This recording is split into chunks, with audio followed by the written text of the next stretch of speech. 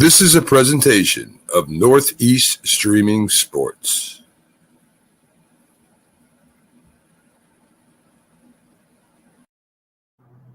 Good morning, everybody, and welcome to another episode of the Mac and Jack Show. I am Jamie Pags, co-hosting with Mac up on the top and Jack, Hall of Fame boxing writer and sports guru in total. As you know, as long as it has to do with New York, I think he gets a little soft when he goes outside of New York. Well, and upstate New York too. That includes it because yours truly picked the Buffalo Bills to win the Super Bowl, and I'm looking good. Okay. So far, so good. And I also must say he is one of the best friends of Keith Hernandez because he can't ever seem to get that name out of his mouth. Yes. Well, the Mets were off yesterday. I mean, the Yankees suffered a tough loss. I'm not in the mood to talk baseball right now. Maybe as the show goes along. There we go. But let's start it off. There was NFL football, real NFL football yesterday. And it started off with a bang. There were no bats killed at halftime by Ozzy Osbourne. He didn't bite any heads off of bats, so PETA can be very safe about that. And the Rams got their butts handed to them. Yeah, I'm going to tell you, the Buffalo Bills seem to be on a mission right off the bat that this is their year. I mean, they were completely focused. The Rams still seem to have a little bit of a Super Bowl hangover. I mean, there's certain issues, weaknesses they're going to have to get addressed. Their offensive line with Andrew Whitworth retiring, their left tackle, Von Miller abused his replacement in there. And, you know, certain things with the Rams are kind of missing. Jalen Ramsey, an all-pro who would normally be reliable in the corner. You know, Stephon Diggs was doing a job on him, and he was having a lot of difficulty. And Josh Allen quarterbacking the Bills was phenomenal. It was like a surgeon there. The Bill running game was working. Matthew Stafford, the Ram quarterback, gets sacked 7 times. Yeah. I mean, the Rams have more than enough time to get it together. And it is just one game at the end. And in reality, we have 2 different seasons, the regular and then the playoffs. A team like the Bills, they could go 17-0 during the regular season, but if they get bumped in the playoffs, the season's going to be looked at as a failure. So with the Bills, it's strictly the end result. And the Rams, too, anything short of winning the Super Bowl will be a little disappointing to them at least. But repeating is so hard in this league. But, you know, teams make a run at it, but somehow you lose the eye of the tiger. Last year, the Tampa Bay Buccaneers are trying to repeat. They didn't quite have the eye of the tiger, and they lost to the Rams in the playoffs. The year before, the Chiefs looked to repeat. They went to the Super Bowl, but then they got beat up pretty bad there by the Buccaneers. And the Rams, they just don't look like a team that's going to repeat, fellas. Even their great punter, Hecker, they let him go to Carolina, the Carolina Panthers, and he's arguably, you know, the greatest punt in NFL history. OBJ was there yesterday. I don't know whether you guys saw. He was like carrying the Ram banner, you know, a celebration of the Super Bowl, the opening game. He had on some Ram gear, OBJ. So that's kind of like a hint.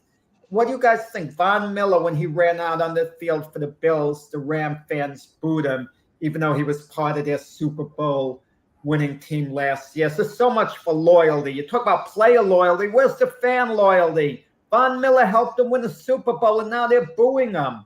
I'm surprised you even got to hear the boos because all 18 fans that were there in attendance really didn't make much noise. There was more Bills fans in attendance than there were Rams fans. It's true. And let's not forget to get credit where credit's due, right? The offensive line of the Buffalo Bills was awesome. I mean, when he went back in the pocket, it was open. When he ran with the ball, he picked up a lot of great yardage. So, you know, let's not forget, as you say, Pags, there's one in the trenches, and Buffalo sure won in the trenches yesterday. I mean, he did get sacked twice. You did see Aaron Donald did get his, and I felt like it was funny because you saw, the obviously Stafford got sacked in his first series by Von Miller, and then the very next series, the very next pass he went back, Aaron Donald was able to get his sack. So there was a little bit of competition between the two of them in total, but yeah, you could tell. St. Louis got old. That's what happened over this offseason. They're the LA Rams. They're no longer the St. Louis Rams. Come on. That's all right. I'm with you. I'm with you, Mac. I'm going to say this. Mac makes a good point about the trenches with the Bills. The Bills have been criticized the last couple of years, not really having that good of a running game, but Singletary did a real good job running the ball yesterday because he really had the blocking. And I mentioned Jalen Ramsey before. He had a lot of difficulty there and pass coverages, and he's a great cornerback. That's the thing about it. But Jalen Ramsey said, but I have to worry about Josh Allen. He's a running quarterback. He takes off. So Josh Allen has an effect on the corners. He has an effect on the whole secondary because once you think he's going to run with the ball, you have to be focused on him as well. And that really opens things up. It's going to be interesting, guys. When the year ends, who's going to be the best quarterback at the end of this season? Not the beginning of the season. Right now, if he said the beginning of the season, there'd be a lot of votes for Mahomes and Aaron Rodgers. But I'm going to tell you something, guys. When the season ends and everyone takes a poll, Josh Allen might be on top of that poll conceivably. I don't know. I still Jalen Hurts. Oh, man. And Max saying the Giants will go to the Super Bowl, and you're saying Jalen Hurts will be the number one rated quarterback. Well, I know that won't happen. So I know that won't happen. We could bet whatever amount of money that he wants to lose. I'll give 1,000 to 1 odds that the Giants do not. No, you're going to bet him even. You're going to bet him even up. Who's going to be rated higher? The Giants as a team, or Jalen Hurts as a quarterback? That should be the bet. Yeah, and we all know the answer to that already, so we just can move it along. Yeah, exactly. That Jalen Hurts is going to be rated much higher. So, but anyways, so it wound up being, like I said, it was an okay first quarter, but that was really about it. Buffalo really turned it on, and it showed sloppiness of a regular preseason game. Obviously, This was week 1. Yeah, I thought Stafford was, throwing his balls high all game long, that he wasn't really crisp, that Josh Allen wound up being the best rusher on the Bills, as well as throwing those touchdown passes. I think he threw 3 touchdown passes in total, 2 interceptions as well. So it's not like everybody was, in mid-season form. Yeah. But and you make a great point, Pax, a great point, which no one considers. I mean, in boxing, they say a fighter who's been inactive, he needs to get rounds in to work off the rust. He needs activity. Well, for the majority of the guys out there in the field, they haven't played much since last season. They haven't played much in the preseason. You could have all the practice you want, all the scrimmages you want, but nothing quite compares to game conditions. Mm-hmm. And I think a lot of these teams, as the season goes along, the players in all positions are going to get to be sharper. They're going to get to be better. They're going to get things down pat. You mentioned yesterday, in a way, it was like a preseason game, okay? Even though they hadn't all the regulars, they were playing a lot for the first time since last season. A lot of them, and you could tell. As far as the Rams went, you could especially tell. Yeah, and it seems like they're all all pro cornerback there. He plays okay against receivers that aren't that good. Jalen Ramsey, but when it comes to playing, the all pro wide receivers, he just can't do it. No, he's proven from the time Jalen Ramsey was in Jacksonville to the Rams. I mean, he's quality. I'm going to tell you, maybe you'll agree, maybe you won't. I think the corner cornerback is the hardest position to play in the NFL. I know you might say quarterback, but quarterbacks can have a read on things. At least they have a semblance of control of the situation, or should have control. A cornerback is so handicapped. He's going against world-class athletes, very speedy, and the rules always favor the receivers. You put your hands on the receiver, they're going to flag you. You can only do so much to stop him, and the receiver knows what he's going to do. You have to anticipate what he's going to do. It's such a hard position to play, cornerback.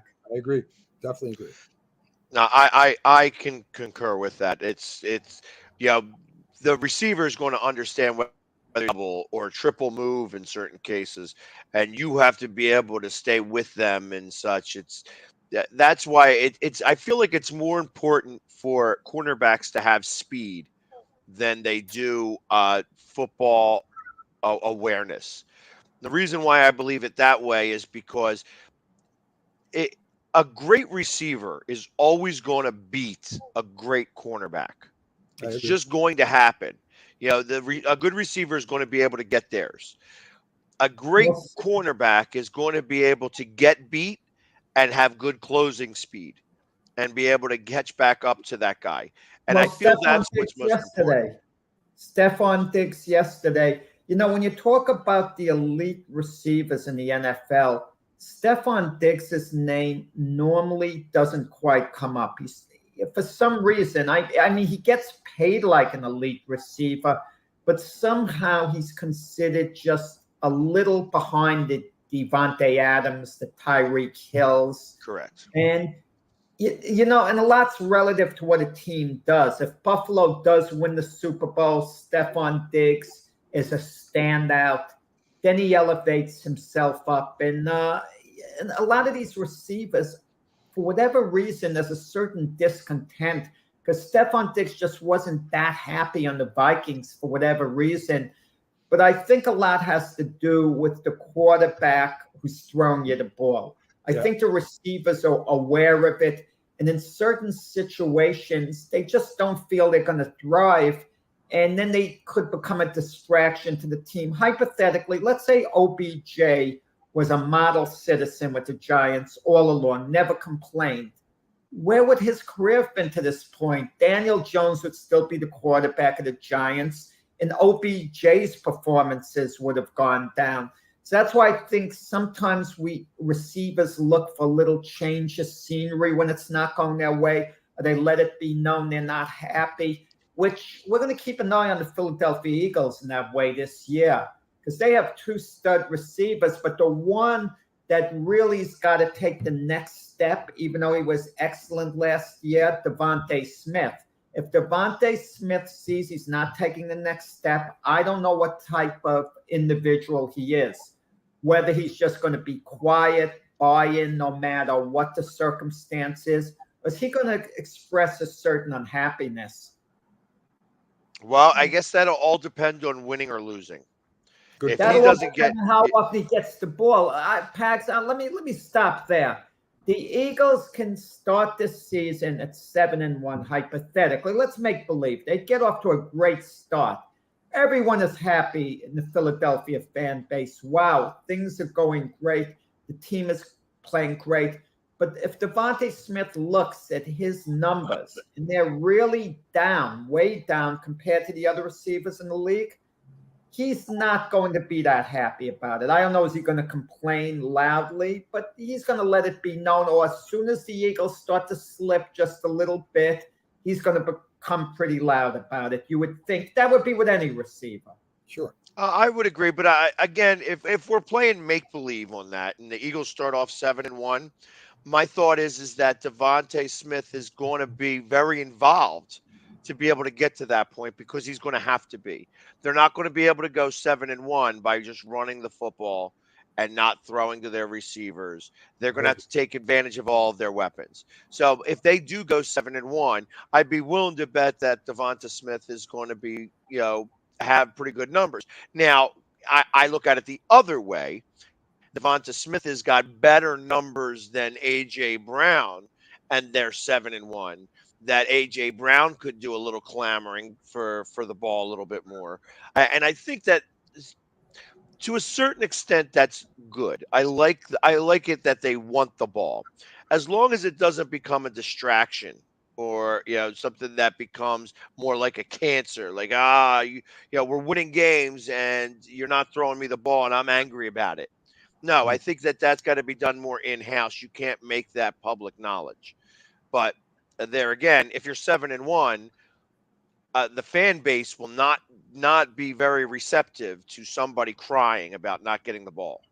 Right. Right. But at the end of the day, it's all about the team. And you take what the Bills did yesterday. Would you guys agree, as far as Bills Nation is concerned, it's Super Bowl victory, not just get there, Super Bowl victory or bust. It's all or nothing. I mean, I don't know. So than any other team in the NFL, all or nothing. I don't know about that, Jack. I think that the Bills, if they do win the championship, which they should, I think that's almost as good. I mean, I think they're still going to be. Well, when you say championship, what do you mean? Go to the Super The Bowl? AFC, go to the Super Bowl and not win. Yes.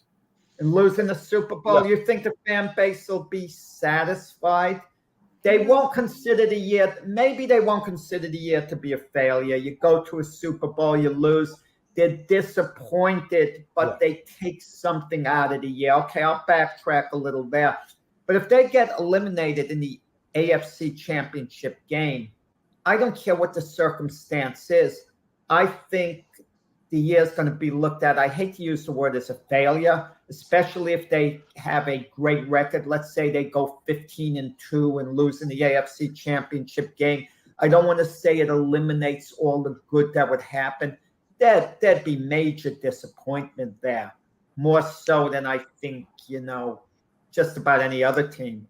Well, I think that there would be tremendous disappointments, but I also believe that the Bills Mafia is a really strong fan base, and I think that it'll play a part in terms of how upset and depressed they are in the grand scheme of things. But ultimately, they're not going to stop rooting for their team. They would be able to they'll be loyal. No, of course they're going to be loyal. But guys, this is a flat out stat you can't get away from. The Buffalo Bills have never won a Super Bowl. That's true. They've never won a Super Bowl. Okay, and think how long the Super Bowl's been going on. What, 55 of them? Yeah. They haven't won one. I mean, it was great. They went to 4 in a row. That's part of the history. On reflection, Bills Nation is proud of that they went to 4 in a row. But the bottom line is they haven't won one. And the 4 in a row they went to was ages ago. Well, there you go. They have the same issues that the Eagles had in the NFC East, that everybody else has won in the AFC East except them. Even the Jets have one. Yeah. Miami's got 2. New England's got 6. So, I mean, that's tough to really compete against. But, and the Bills have 0. They've been there 4 times and haven't won. The Eagles won one a few years ago. Well, that's what I'm talking about. That was the same problem that we had. It was that was the joke. That was the one of the things that went away the moment that we won that Super Bowl. All of those jokes about the rings, because you can't combat those jokes. Those jokes are not funny to you because you can't go up against them. When a Cowboy or a Giant or even a Redskins / Commanders fan would say, how many rings do you guys have? Now they could go ahead and say, how many rings do we have now? But at least we got one. You know what I mean? When you say, that we don't have any rings, it hurts more than you want it to. Guys, 2 teams haven't even, who've been there since the start of the Super Bowl, haven't gone to the Super Bowl. The Cleveland Browns and the Detroit Lions. Yeah. And they don't look like they're going there this year. Detroit. Listen, the Detroit fans, I'll tell you, I'm not saying they're good fans, don't get me wrong, but I think they're used to losing. I think They are a little too tolerant of losing. As I show some of the, I am staying with the Detroit Lions super fan here, and I just wanted to show you some of the things that he's got, and he's got Detroit Lions stuff all over the place. Man, oh man, I'll tell you, he has no embarrassment. I like that guy. He loves his Well, team. you know what, and that is all the Detroit Lions fans. I mean, they have a very strong fan base. As like I said, they've been dealing with a lot of loss. Wow, and it's hard. I mean, think about trying to be a fan of this team with Matt Millen being the GM. Oh my God, I would have taken a potato gun to that, to that whole building. So Detroit, they have the Tigers are one of the worst teams in baseball. They have the Pistons. Good young players, but still one of the worst teams in the NBA right now. Yeah, and they won the NBA championship too, Jack. So I mean, they do have something. Well, the Bad Boys were a while ago. Yeah, I'm a believer. You win a championship, it should hold you over for the next decade. I mean, don't complain a couple of years later. Enjoy what you did. I mean, that's one thing that I understand what Keith Hernandez maybe meant to say about Philadelphia fans. They're like kind of sometimes miserable in a way. They have their Eagles who won the Super Bowl. Enjoy it. Instead, everyone is ticked off when the Eagles, have a losing season. They get mad. They want changes. Doug Peterson is rode out of town. Thankfully he got a job with the Jaguars. It looks like Pags don't agree with you at all on that, Jack. I don't, but I'll let him talk because he's got a New York state of mind. He's in that Billy Joel mode, so I'm all right with that. And speaking of somebody who doesn't know what it's like to have a championship, let's bring on Byron Williams. He didn't win any Super Bowls while he was playing, but Giants did get one soon afterwards. So yes, he set him up. He should have been on that team. Yeah, listen, he can't just be going and having practice with anybody else. I mean, Parcells was very upset that he wasn't up there with the Giants. Yeah, it was bad timing but hey, life happens. Yeah, so exactly. Listen. I mean, but you know what? I did have a lot of the teammates.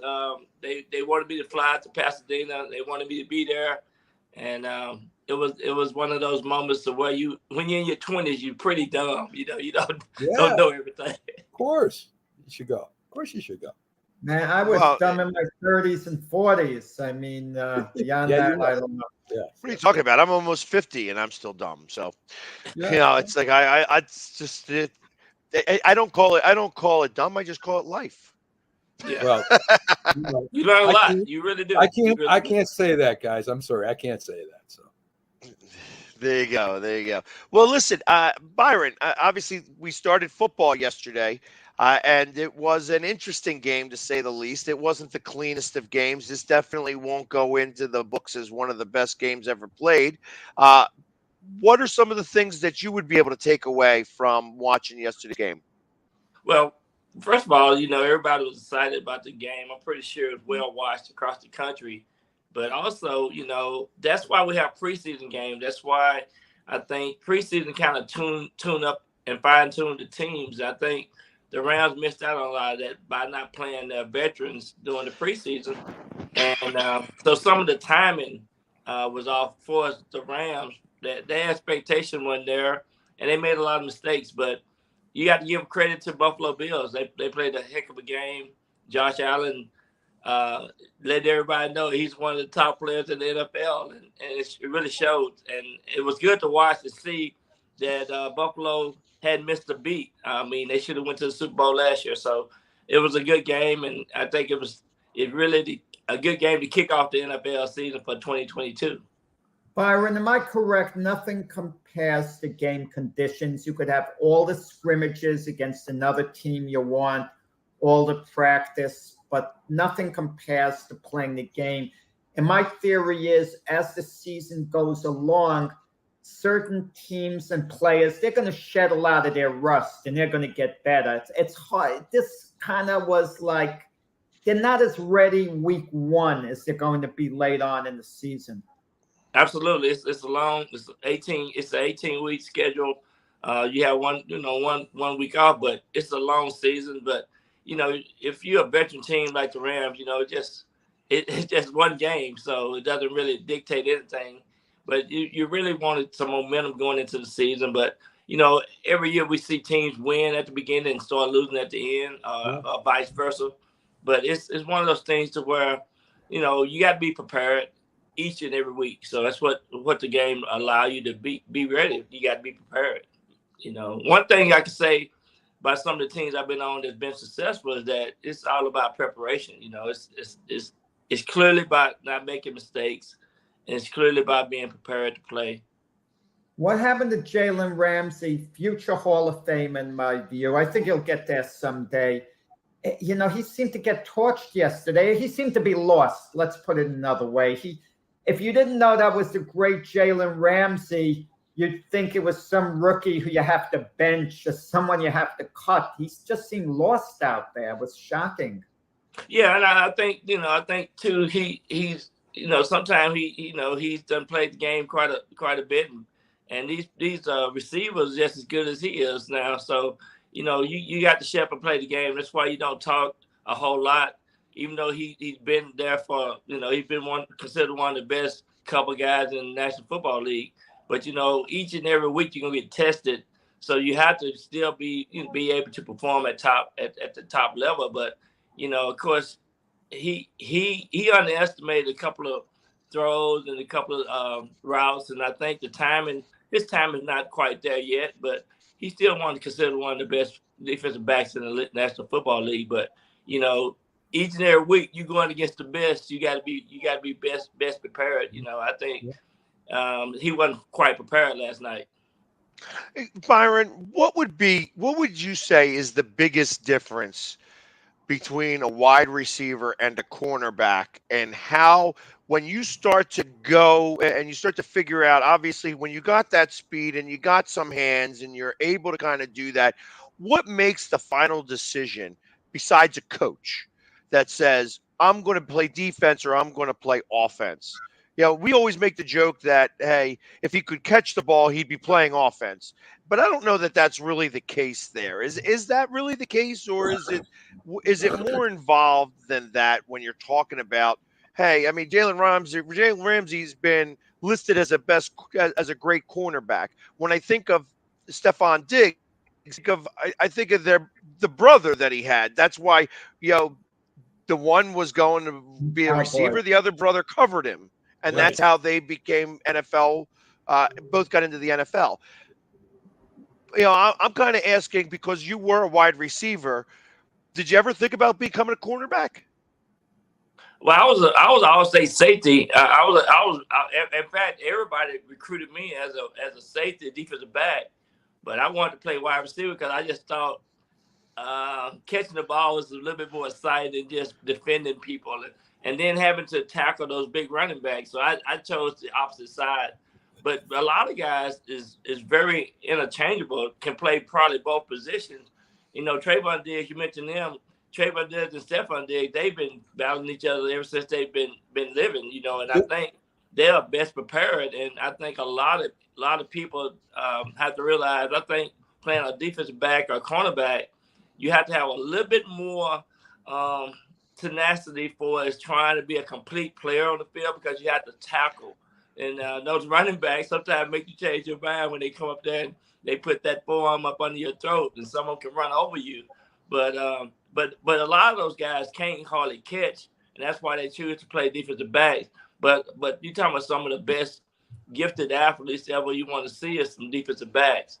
And I think time and time again, a receiver is not quite as overall gifted, but they can get away with a lot of skill sets for us catching the ball, running routes, and things like that. Some guys can catch over their right shoulder and catch, with the back, across the shoulders and things like that. But being a defensive back, you got to have rotating hips. You got to be fast on your feet. You got to be on your toes a lot of the times. And, you know, you got to have pretty good upper body strength because of the bump and runs and things like that. But I'm thinking that both athletes, a wide receiver and a defensive back, is probably the most I think they're the most well-trained and in shape athletes. And overall for skill sets, because there's a lot of things have to happen, you know, as a receiver as a defensive back. And two names come to my mind when we're talking about this. The very underrated Troy Brown with the Patriots, who used to play both ways and on returns and all that, and Deion Sanders, right? So, right. You know, they both went both ways and both very successful at it. Right. Now, those guys can also be return specialists as well for his punt return, kickoff returns, and, you know, just put them out there on the football field, just let them go. You know, that's what you do. Yeah. Byron, what did you take out of yesterday's game? People are going to say, well, the Rams weren't quite as prepared the first game. I mean, they were prepared, but they're going to get it together. Why did the Buffalo Bills have it together? They're in peak form right now. Right off the bat, and the Rams weren't. So it just seemed that the Bills were more focused, more ready to play. I mean, what do you attribute that to? Yeah, I think it's the leadership and the coaching. I think, you know, they flew across the country. You know, they were just, you know, they was zeroed in on everything they had to do. They were 9 out of 10 on third downs. Even though they had 4 turnovers on offense, they was ready to play. And, you know, they had more excitement. Seemed like the Rams were still thinking about the Super Bowl and wasn't quite there yet. And, you know, Sean McVay made the number one objective. The number one objective said, "Hey, it was my fault. We weren't really prepared." So, you know, it's a lot of things that I like teams that don't say excuses, don't have excuses. And the Rams just weren't prepared. I think they'll be prepared from this point on. I think they seen what they have to do to be ready to compete in the National Football League. And they know that.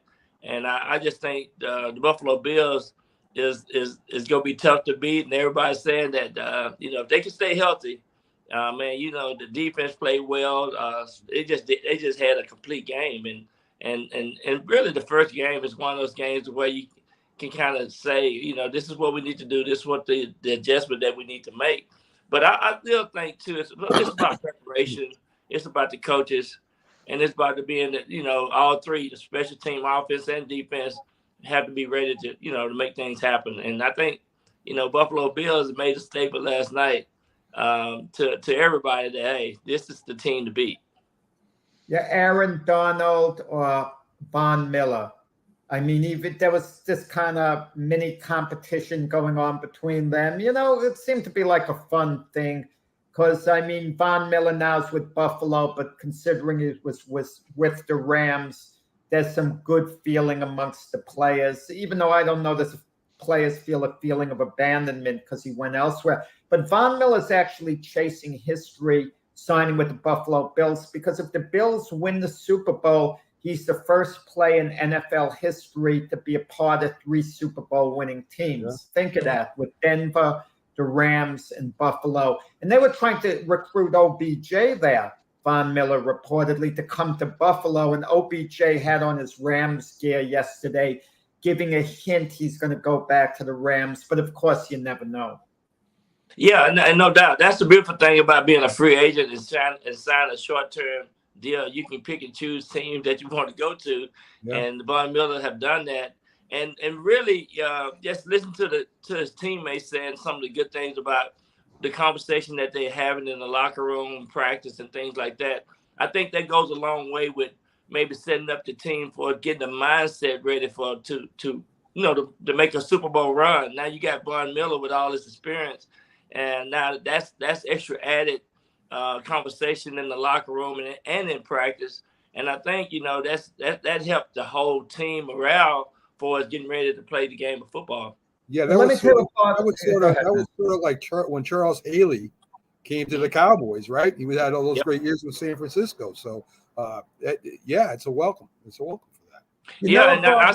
I still see that with Charles Haley now, even when he's doing stuff in the school district over in Dallas and some of the things that he do. He having a big golf tournament this week, and he having a lot of Hall of Fame guys come in. But he's highly respected. when you hear Jim Jeffcoat talk about Charles Haley and what he brought to the Dallas Cowboys when he came back in the 90s, that's kind of what Von Miller's doing right now for Buffalo Bills. Leadership, good conversation all week with locker room conversation and talk, and it's just a good morale. It really helped the players that hadn't been there yet to see the overall picture of what you have to do and how you need to prepare. We keep hearing about special teams, how important it is, but the Rams let Johnny Hekker go, one of the great punters in NFL history. So I don't get it. It always seems like if a coach wants to make a move or something, they look towards, key special team guys. They seem to be more expendable, like a punter, field goal kicker. And I just don't get it. I mean, because field position is telling us that field position isn't as important as it used to be because the game has changed. So if a punter could give you an extra 5 yards on a kick, it's not as important as it used to be because the field gets stretched a little more. I mean, that's the message that's basically being sent out.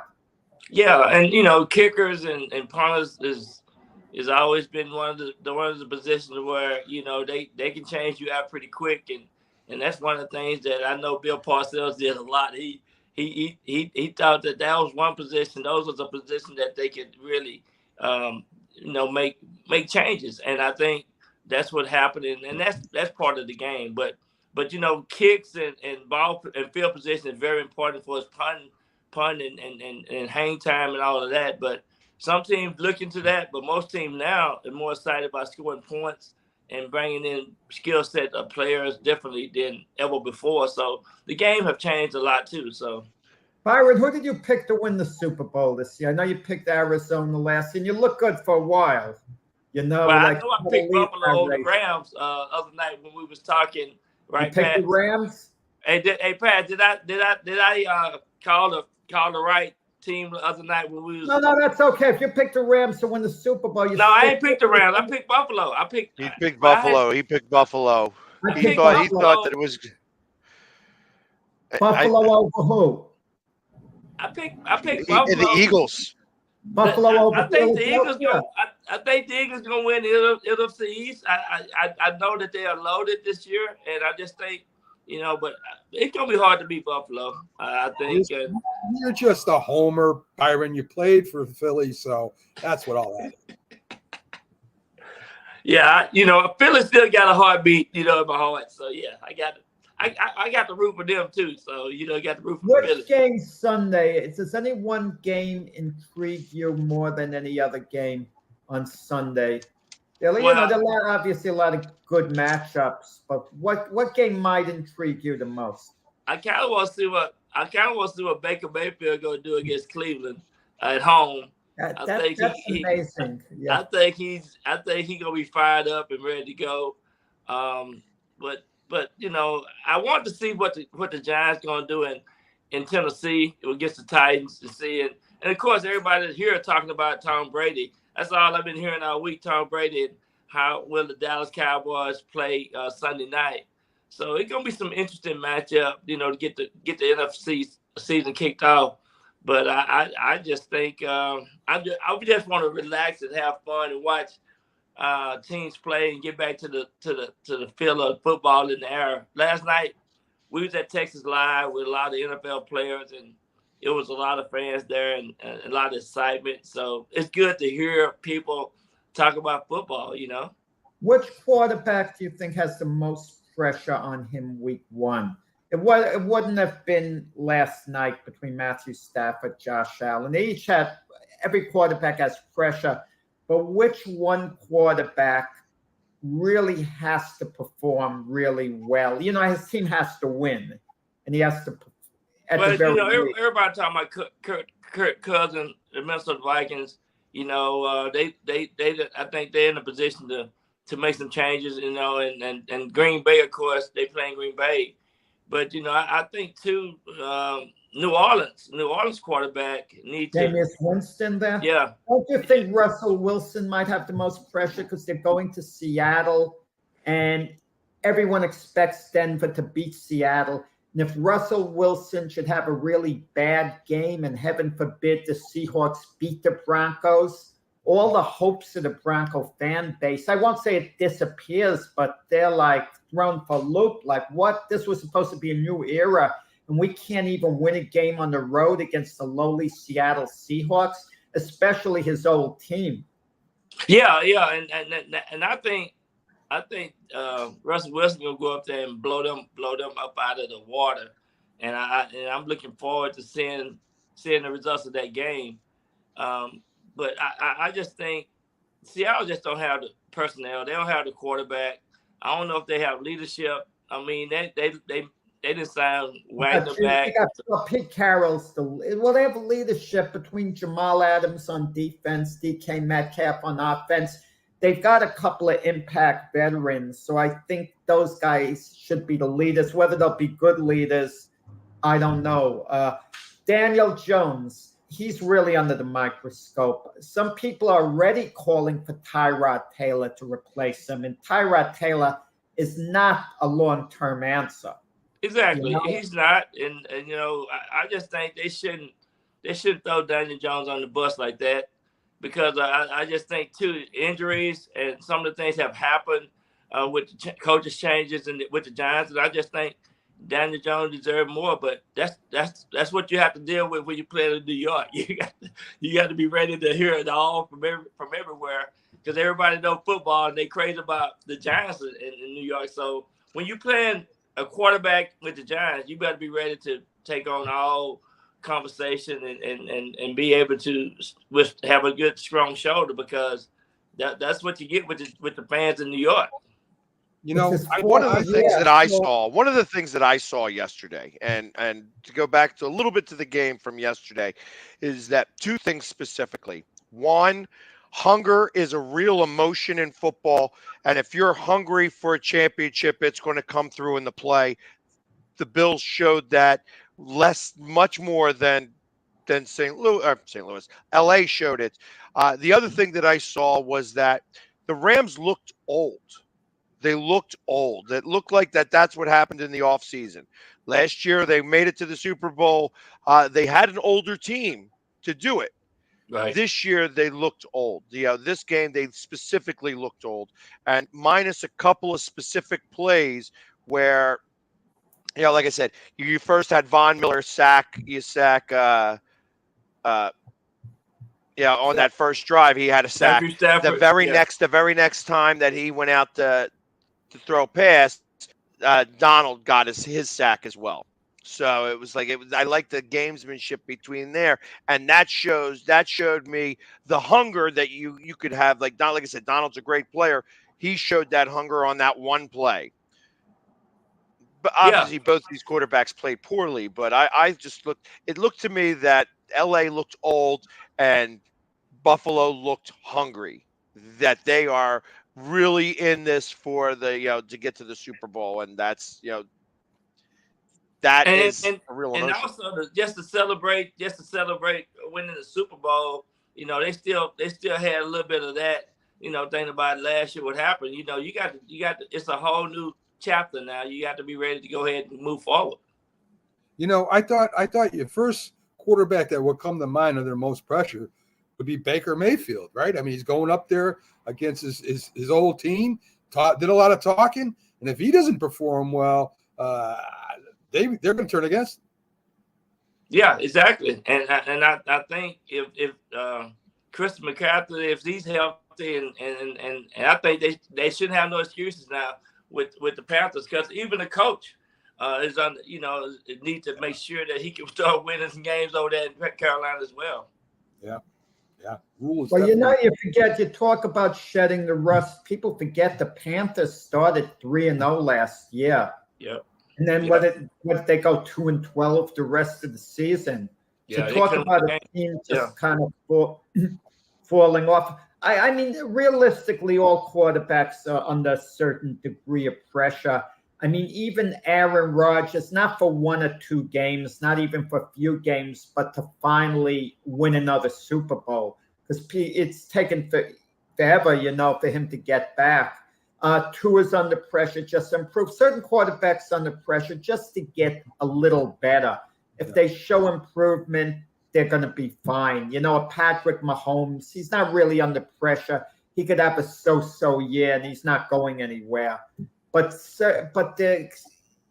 supposed to be a good draft of college quarterbacks, and the Giant GM, Joe Shine, was reportedly, checking out Stroud, from Ohio State to see how he might fit in. Would they be in a position to draft him? So, it's interesting. But, Mac, you were right a year ago, I should say. The crop of college quarterbacks, with the exception of Trevor Lawrence, who everyone was making a big deal out of. And we're not even sure about Trevor Lawrence yet. You didn't think much of it all, but because they were available, everyone thought, oh, we got to grab them because we need a quarterback. Okay, yeah. It's like you need to get you need to go shopping. You want to get some nice clothes. So you look at the rack and you're getting the best clothes the store has, but the store's clothes might not be that good to begin with. You're getting the best of the worst. Right. Basically. Right. And you were right with the college quarterbacks. I feel for them. Justin Fields, what the heck's going to happen with him this year with the Bears? I just don't see him progressing with a team like that. I don't know how good he is. I mean, you can throw Trey Lance in there with him too, right? I mean,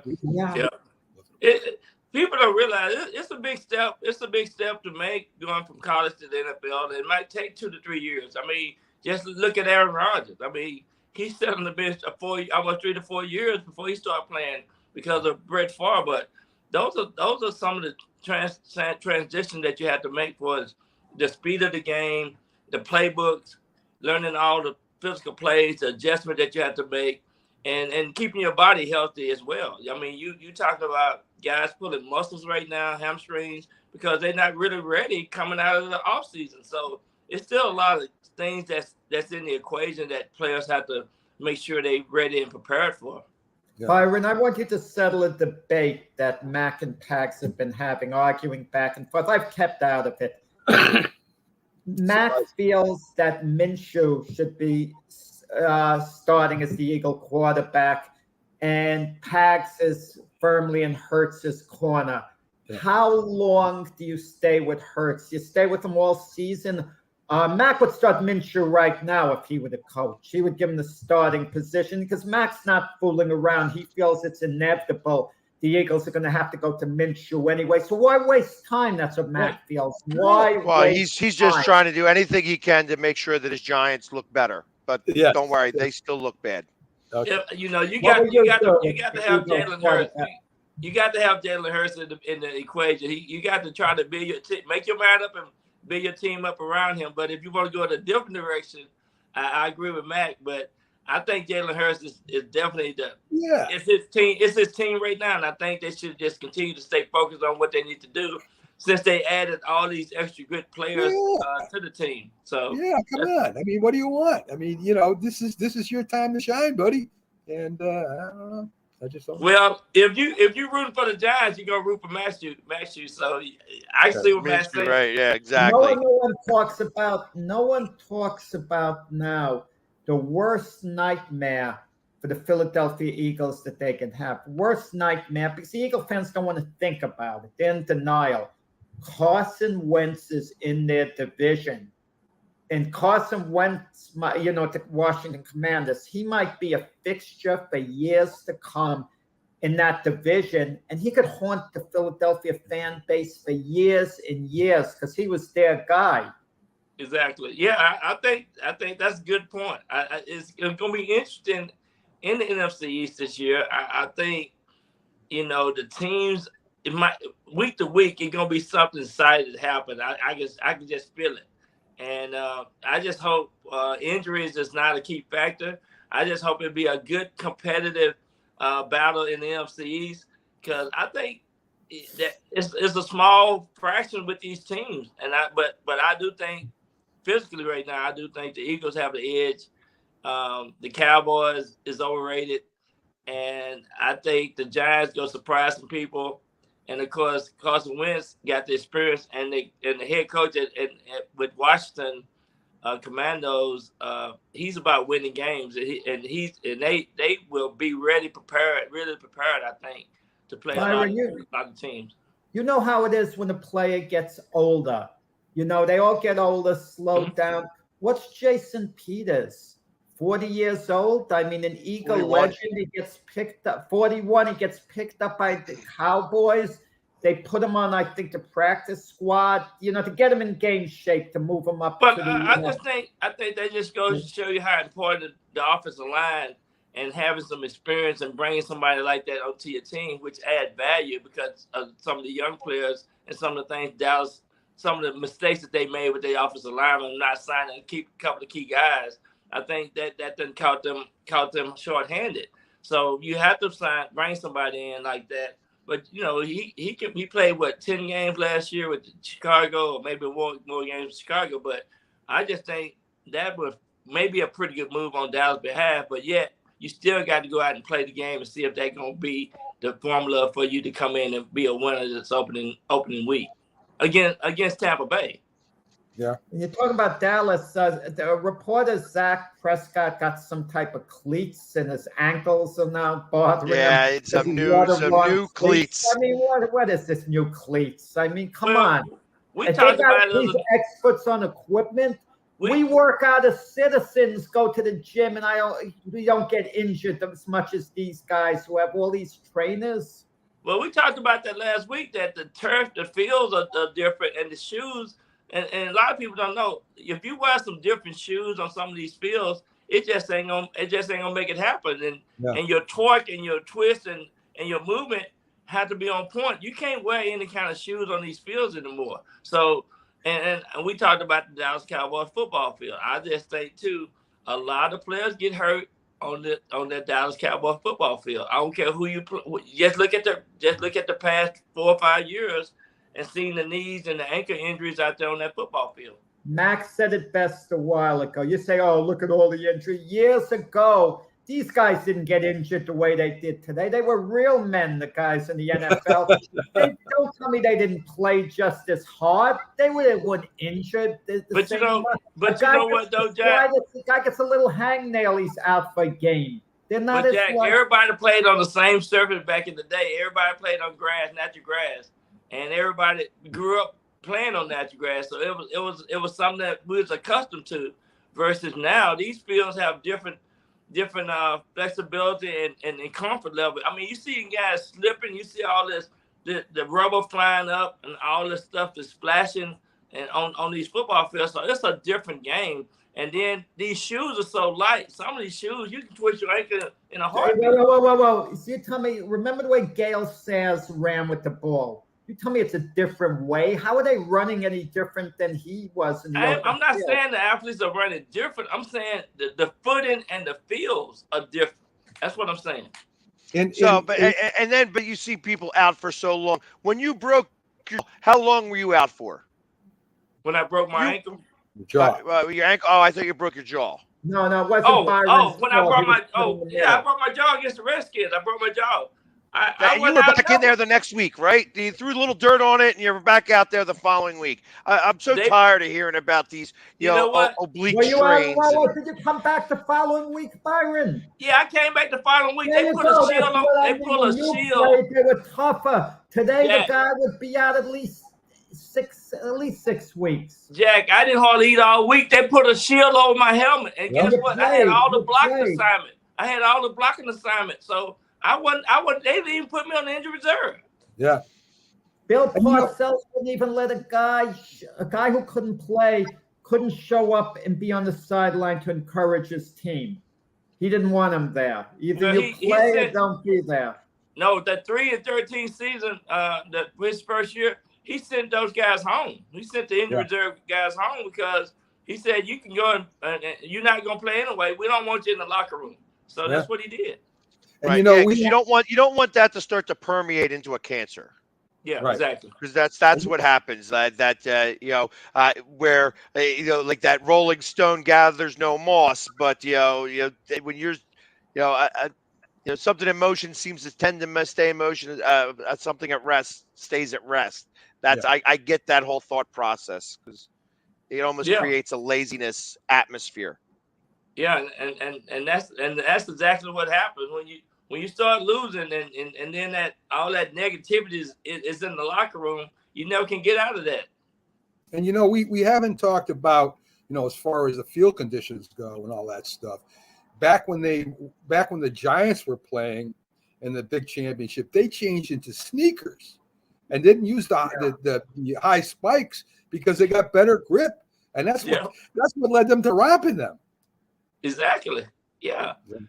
Back in the day, you had 2 or 3 different shoes. Sometimes you take out the other football field and you just make the changes, and then and that's what good players do.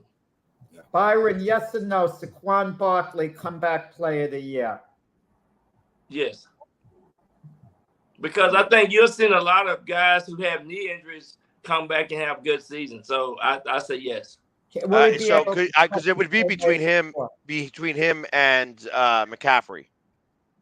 Yeah, exactly. That'll be too good because both of them guys, heck of a players. They are amazing talent. Should the award should it be based on a guy coming back from an injury, or should it be based on a guy who didn't play that great the year before and then had a resurgence? That's kind of like an interesting question. I think it's based off of injuries. I think coming off the injury, and I think injury coming off an injury.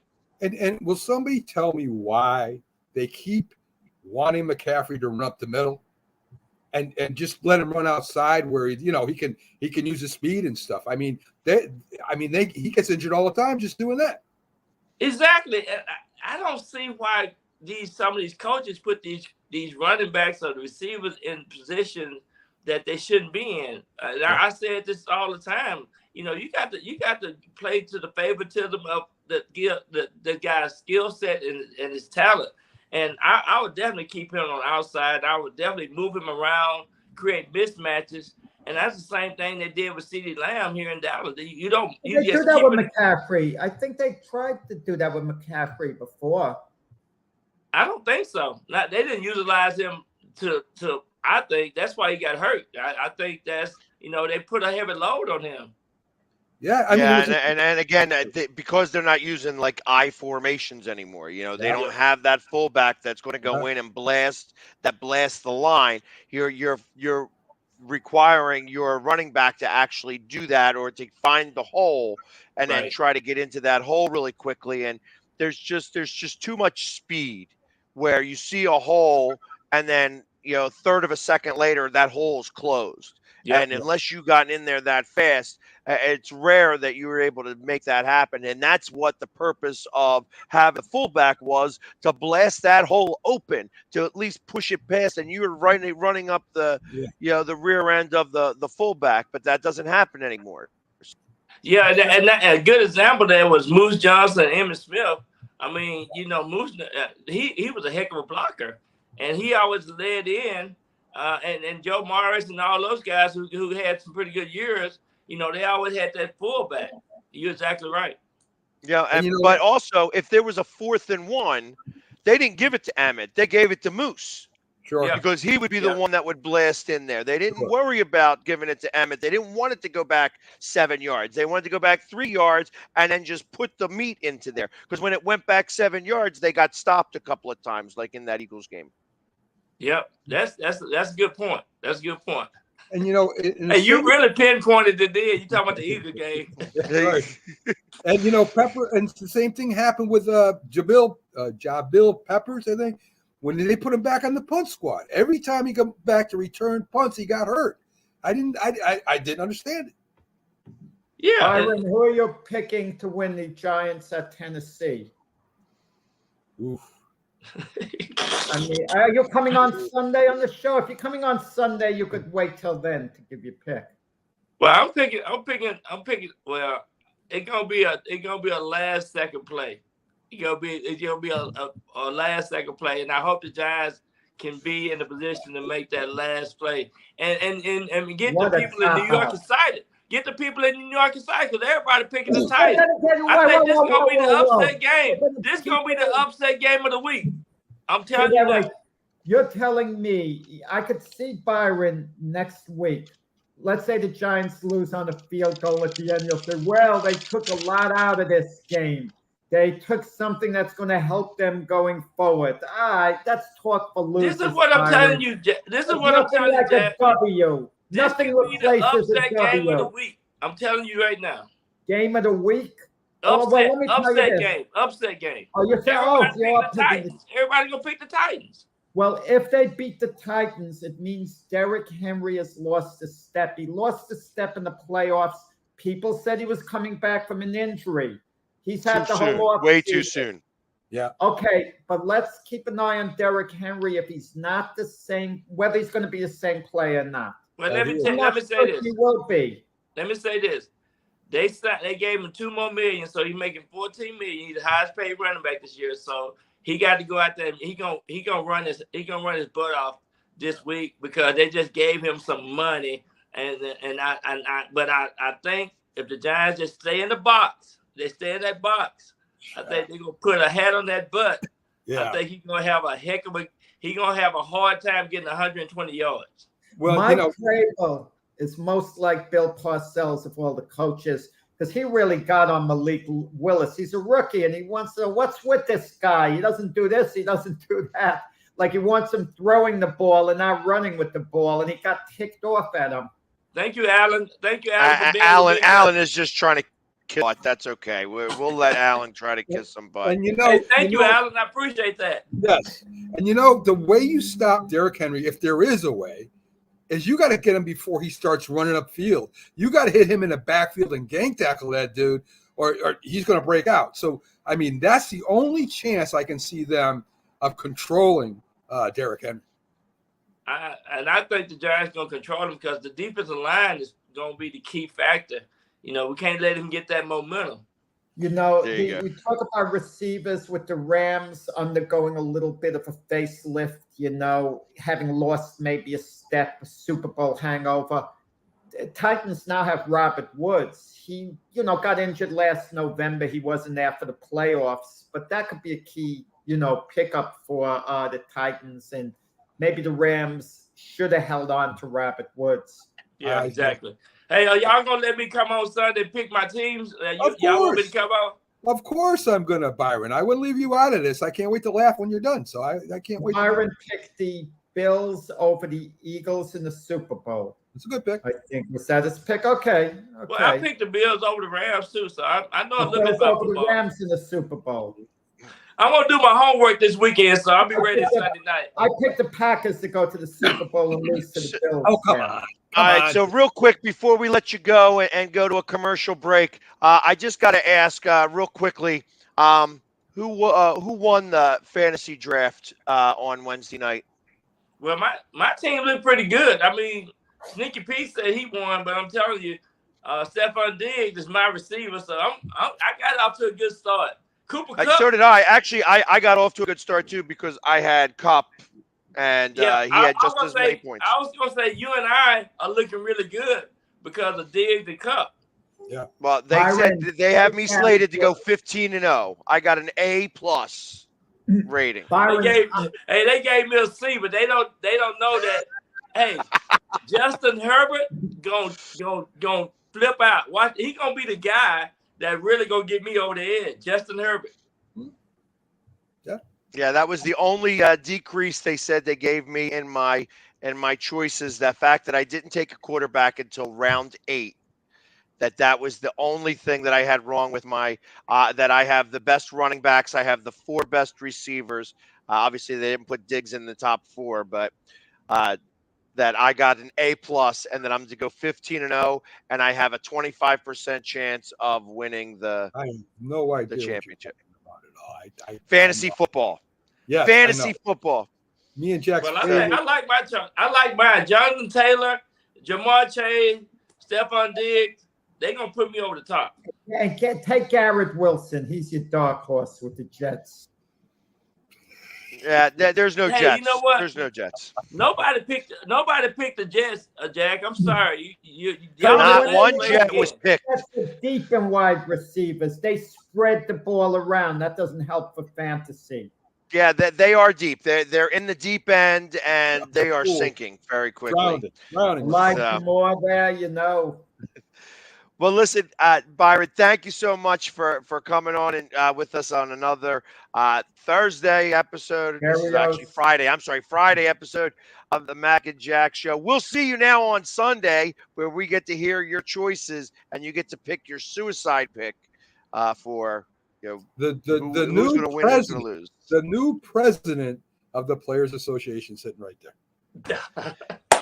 Yeah, we Hey, keep. you guys are Honestly, I great. wasn't going to say nothing because the last time he's like, oh, yo, keep it down, hush, hush. Like I said, I already sent in my video of all of his highlights. I'm gonna be honest with you. I don't know if I want to be president because these guys just wore me out last night here in Dallas, man. These guys are like, it was like a lot of young guys came out last night for the game, and it was good to hear what they had to say. But I don't know if I can last long being the president. It's crazy. Byron, loud and proud. Go for it, buddy. Hey, listen, if you need somebody to speak up in your behalf, the loudest guy in the NFL is in this room right here, right now, and I'll be more than happy to stand up for you. Yeah. Thank you so much. I'm probably gonna need that. I There definitely you go. need you guys. There Hey, you go. guys have a great weekend. You too, Byron. We'll see you on Sunday. Okay. Yes. All right. All right. And we'll just be right back after these commercial messages. And we will, when we be back, we will have Keith Engel from TGI Sports also talking about everything that happened yesterday in Buffalo, since he lives the closest to there, and how bad the Yankees are going to be. As he disappeared, he just poofed. He's like, oh, I guess I don't want to be a part of that. He's like, I was channel surfing back and forth between the NFL game and the Yankee game yesterday. What can I tell you? there you go. Well, and I guess you could cry on both accounts because the Jets wanted the Bills to lose and they didn't, and the Yankees also got beaten. So, but we'll be back after these commercial messages, and we'll have Keith Engel on the other side. Stay tuned. Yeah, stick with us, folks.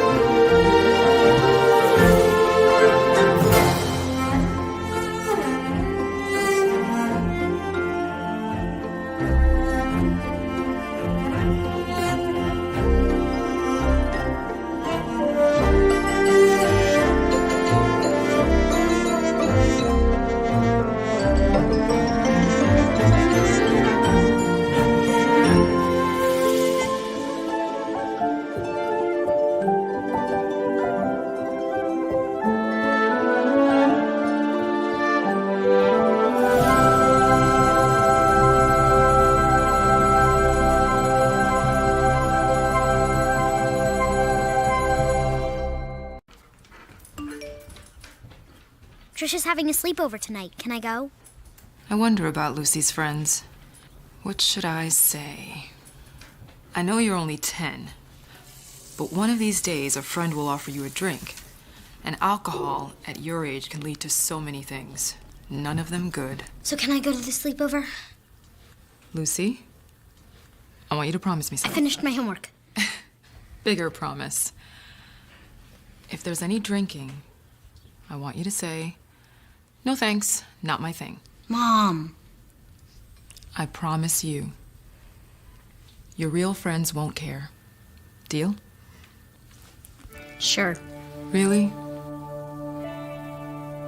I promise, Mom. They really do hear you. Did you pack your toothbrush?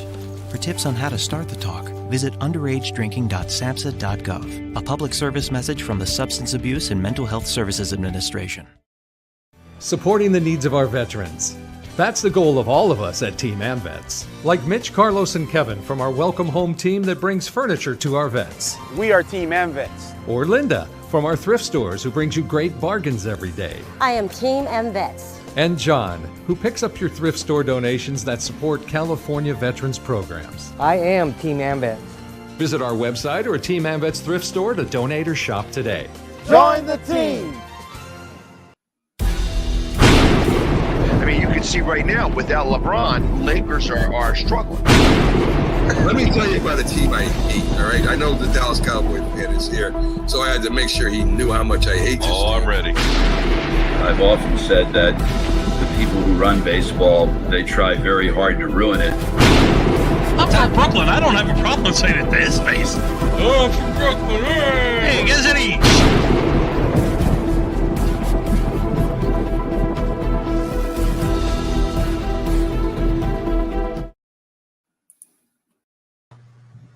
And we are back with the Mac and Jack Show. And also Keith Engel from TGI Sports joins us in the second half of the show.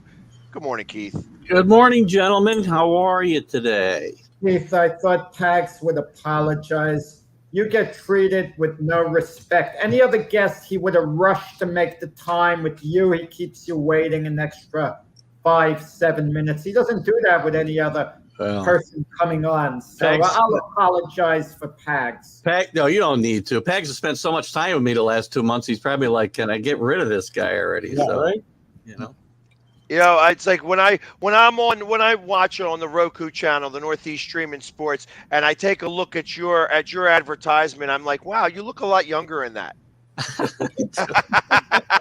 Well, I was younger then, and I'm older then. I'm younger than that now. So, you know, before we get back to football, since we've been talking about football this entire show, Yankees 4.5, and the dreaded Tampa Bay Rays coming to town. Oh, Max dangling my Yankee card in front of me. Yes. You're close to getting it back. I am not motivated by such things as a Yankee card or whatever. I will tell you as it is. This is, again, like last week, the biggest, every week we get to the biggest series of the year, and we're there again because the lead's down to 4.5. Yankees are banged up, something terrible, but that's part of what you got to play with in baseball. And they need to go. They need 2 out of 3 this weekend, or we're still kind of snowballing the wrong way. I'm actually upset with you, Keith, Mac, and Dr. Paul Semendinga, because I've been saying something.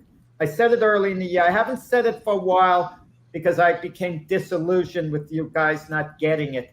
The Yankees needed Gaudy.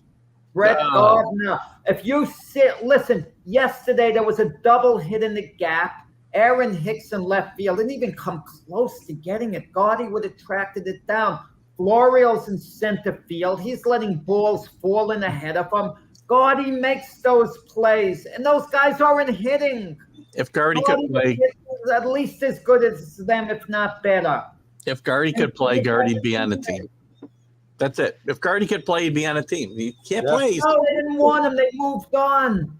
I mean, come on. Listen, I'm not telling you the guys that you're. Also, give me a break. They needed Gaudy, the stability he had, and the good defensive play. And I'm not telling you those guys you mentioned don't stink, but Gardy would not be.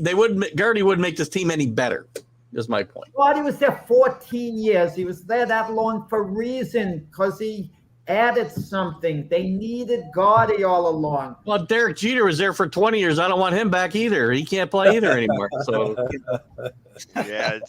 Well, first off, Alan, it would be funny because Texas Rangers stink out loud, really badly, hilarious, really badly. So, it would be funny in that regards. But I think it's not even going to matter because the Yankees could be in a wild card position at that point already. Who knows? They could be going for a wild card. I don't know. Keith, the other thing, but I got to give you credit for, because, it set off a reaction when Pags mentioned the Texas Rangers, who signed Corey Seager to a 10-year, $325 million contract that comes out to $32.5 million a year, a couple of million more a year than the Yankees offered Aaron Judge. But Mac, of course, says, well, Judge says he wants to be a Yankee. He has a chance. Loyalty, Jack. Loyalty. If I'm representing Judge, I'm begging him not to take the deal. Begging him, and he didn't. Yeah. He just made a whole boatload. He gambled on himself, and he won big time, let me tell you. So, Mac loses. The fact that 19 home runs ahead of the guy who's in second place, who is Schwarber on the Phillies, and 21 home runs against everybody who's in the AL. Right. Now, in a year where again, they were talking about how the baseball either is not being in the humidor right, or it's got a little bit too much of that mud, that special mud that they put on there from Jersey, or whatever it is. It's however you want to say it. He's the only one that seems to be hitting the long ball like he is. We just had this discussion on the Are You Serious show at the end about Judge, and there's no way Judge is not the American League MVP. You can tell me about Ohtani all you want. He's a great player. He's done something nobody's ever done before, but it's for most valuable player, not the best player, the most valuable player. And there's no way Aaron Judge can't win that award this year. If they do, they don't know what they're doing. If he doesn't, they don't know what they're doing. Well, this is baseball, though. Baseball always makes bad decisions when it's voting. I agree. You're logical, Keith, but keep in mind, A-Rod won it with the Texas Rangers in last place.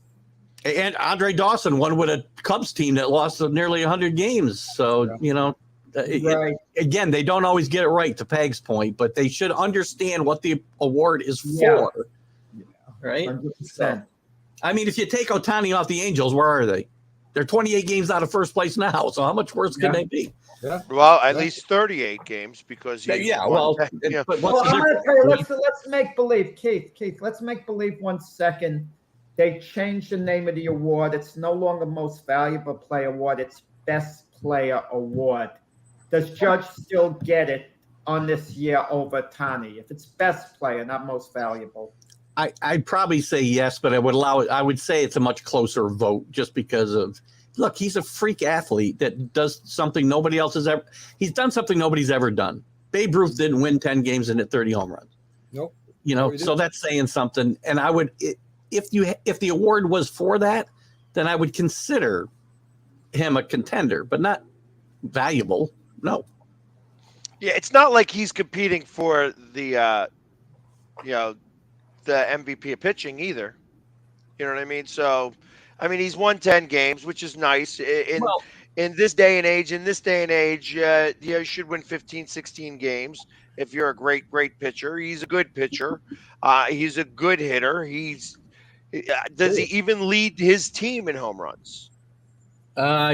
It's amazing. I think it's very close between him and Trout, and Trout's missed I don't know, 40 games or something. 30 games. I would have to agree if they were even closer, just closer to the playoffs, I think that Ohtani would wind up winning it. I agree because the media loves him, so I think he would win. Yes, I do too. But it's all hypothetical. Gio Urshela, former Yankee, said the Yankees don't have a shot at doing anything in the playoffs. He basically said they're dead in the water. They're going nowhere at all. That's the Gio Urshela that plays for the Twins that just lost 3 out of 4 to the Yankees. Well, I mean, is he wrong in what he's saying? No, but I'm tired of ex-Yankees who couldn't make it here bashing the team. Him, Frazier, shut up. We'll do the bashing here. I'll lose my Yankee card all for myself. You had your chance here. You didn't do it. Be quiet.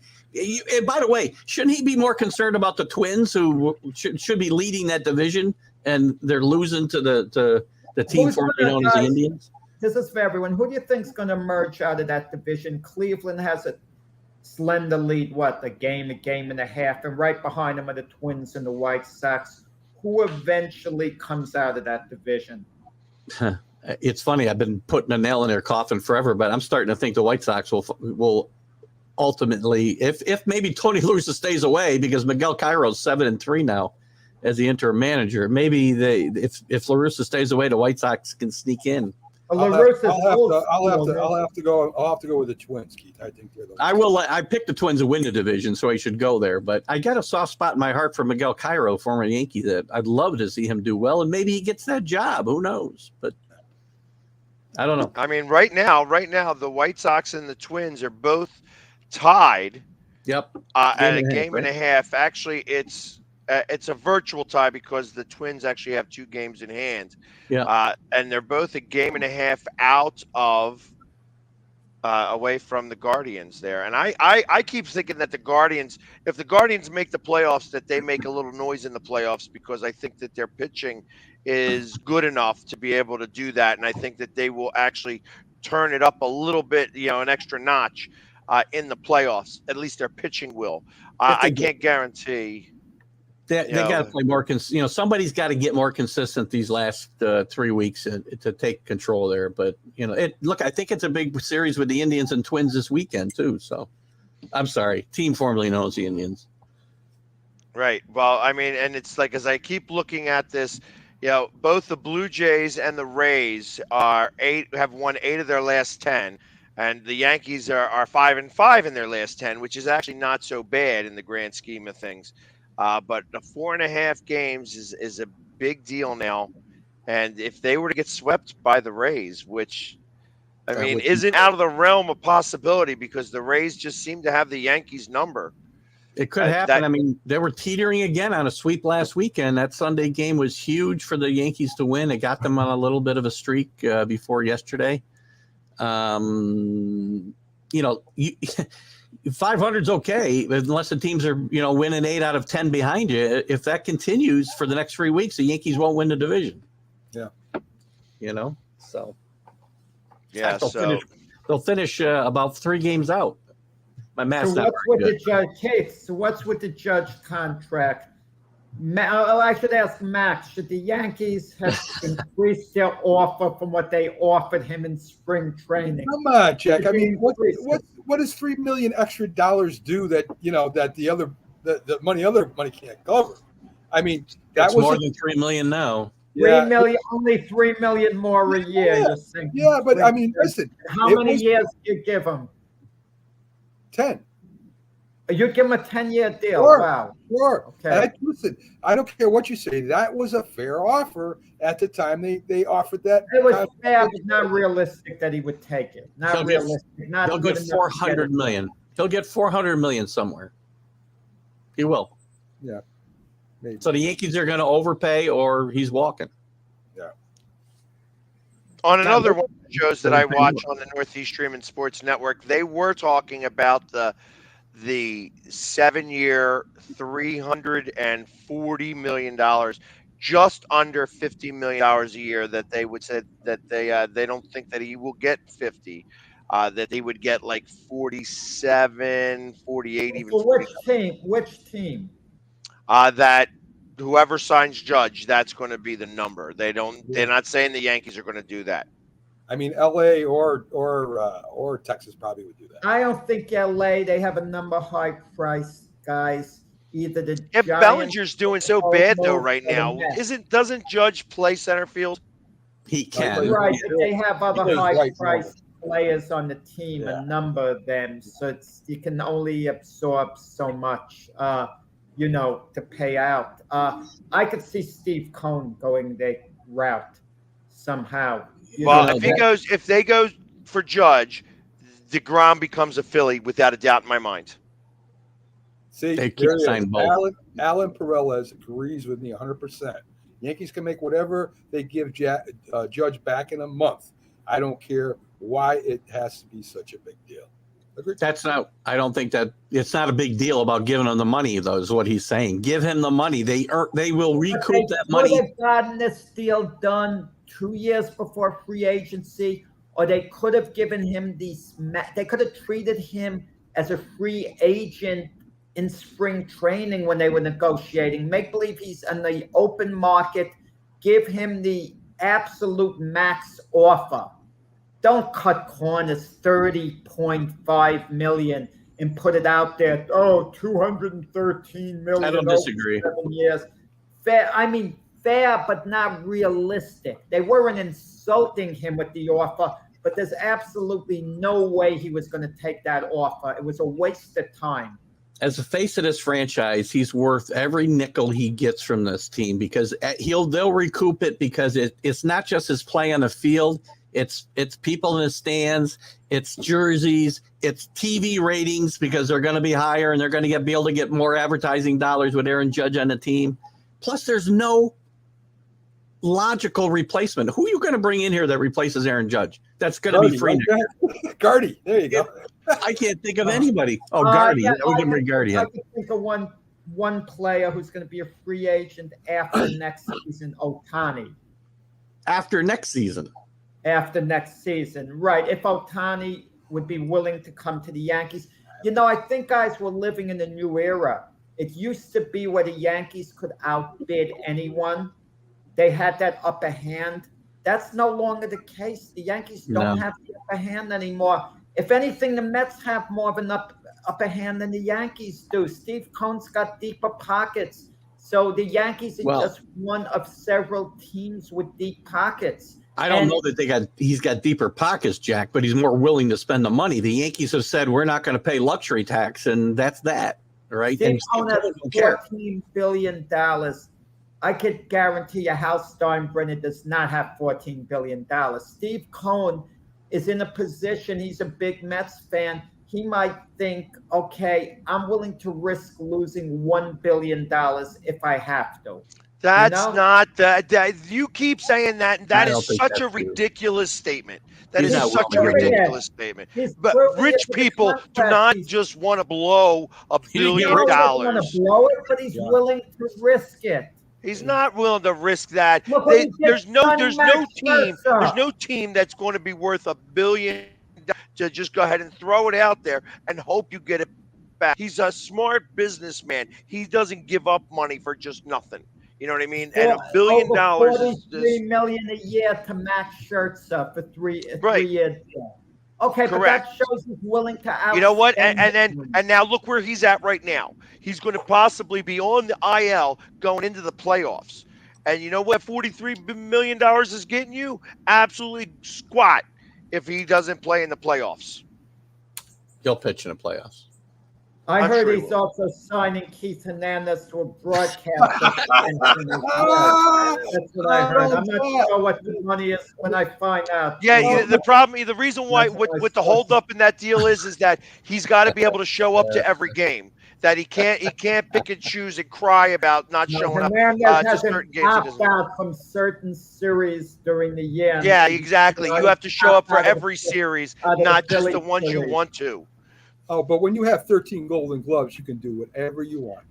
Yeah, it keeps, like I said, it keeps escalating. 13, it's really 9, but that's all right. And like I said, there was no envy. He had 9. He had 9 Golden Gloves. So Google it, 9 Golden Gloves. And like I said, he was not even an MVP. Never was he an MVP. He wasn't even the most valuable person on his team. He may have been the most valuable guy in the toilet. That's about the only place he was. Still was co-captain. Still was co-captain, Pags. You got to say that. Yeah, well, because he got voted as co-captain because his buddy was the one giving him the steroids in his butt. He didn't know what it was. So I don't want to hear about it. He was cheating just like everybody else was. Okay. Former MVP with the Cardinals. He wasn't an MVP with the Cardinals. Yes, Co-MVP. Co-MVP. Yeah, Co-MVP with Willie Sturgill, 1979. Yeah. 1979. Yeah. Willie Sturgill really won that. They just it was they just made him try to feel good. Whatever. Doesn't matter. Should they decide these awards after the season's over, after the playoffs? Playoffs are not included in. Playoffs are not included. Shouldn't the whole thing be included from beginning to end? I don't necessarily disagree with that. I think they should, especially the MVP. Definitely. I mean, you should take all the games into consideration for sure. Oh, by the way, Keith, what do you think the Yankees are honoring Jeter tonight? Isn't it kind of an odd time on a Friday night to honor an icon? Wouldn't you think it would be like a Saturday afternoon? Maybe because they feel college football in the NFL, it's not good. They should have done it early in the season. I think so. Yeah, I agree. Especially since TV people, you don't even know where to find the Yankees on a Friday night because they could be on Amazon, they could be on Peacock, they could be anywhere. I found the Yankees on my iPad the other night. Apple. Yeah, I was going to say Apple TV on Friday. I'm sorry, Apple, they could be, yeah. Which, by the way, oh, God. Don't ever watch a baseball game on Apple. It's awful. Yeah, I can't stand it. It's not even a little bit. It's just that's so ridiculous to watch those games there. So let's get back to what's really important in the world of sports, football.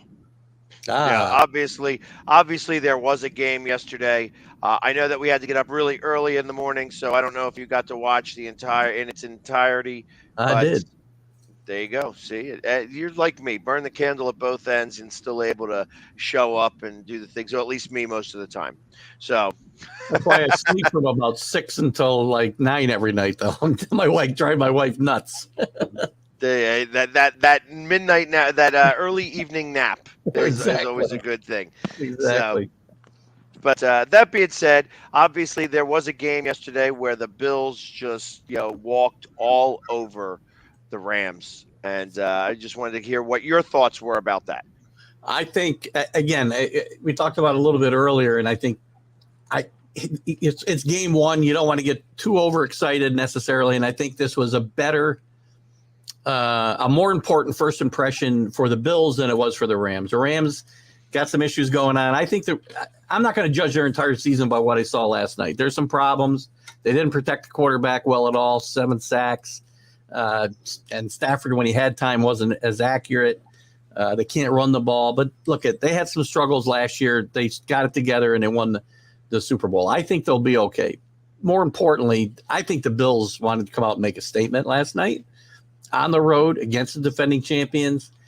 This is a team that's better right now to me in all facets of the game. After one game, I get that. But this was a pretty good defensive team they played against, and they had their way with them. Josh Allen was pinpoint accuracy last night. He was like Tom Brady out there, just finding the open guy all the time, not forcing a ball down the field necessarily. 84%. He took minus those 2 interceptions. And he's got weapons up the yazoo. This guy, I mean, there's wide receivers everywhere who can catch the ball. There's guys coming out of the backfield. He played very, very well. The defense, I thought, the same with the offense for a second. The offensive line was much better, I thought. That was a question mark coming into this game.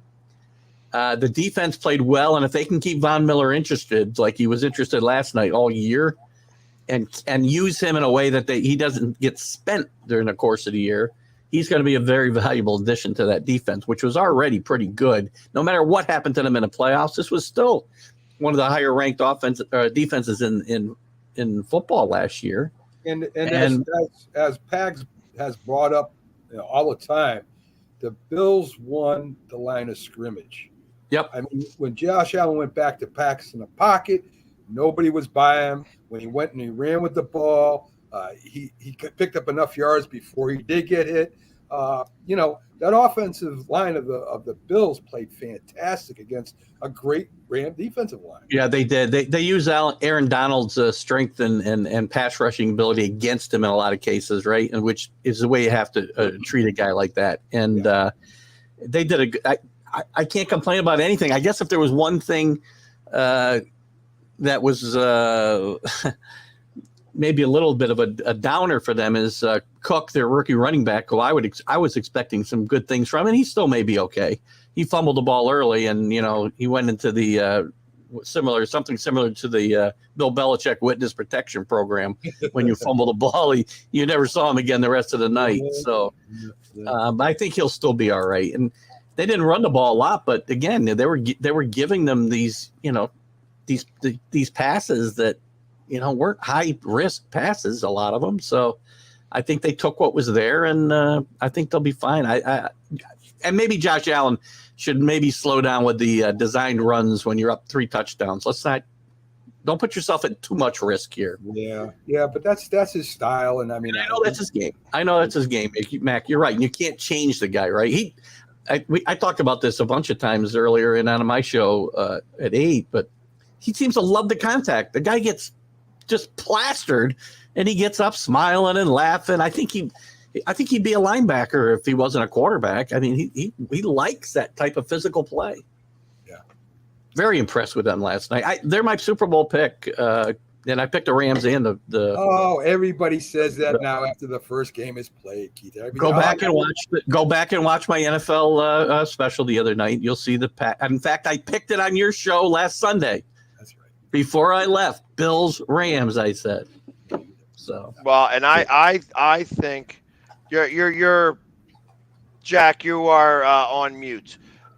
But I think that the Bills, they could do great in the beginning of the season as they get when they get in the playoffs. That's where it's going to matter most. And I'm not 100% sold on the fact that they don't get in their own heads against the Chiefs because it's going to have to go through Kansas City, whether it actually goes through Kansas City itself or it has to go through Buffalo and they have to go up against Kansas City. Yeah. It's going to have to go. They got to go through Kansas City to do this, and that's going to be the big test. Yeah, I do have them matching up in the AFC Championship game myself. So yes, they have to get over that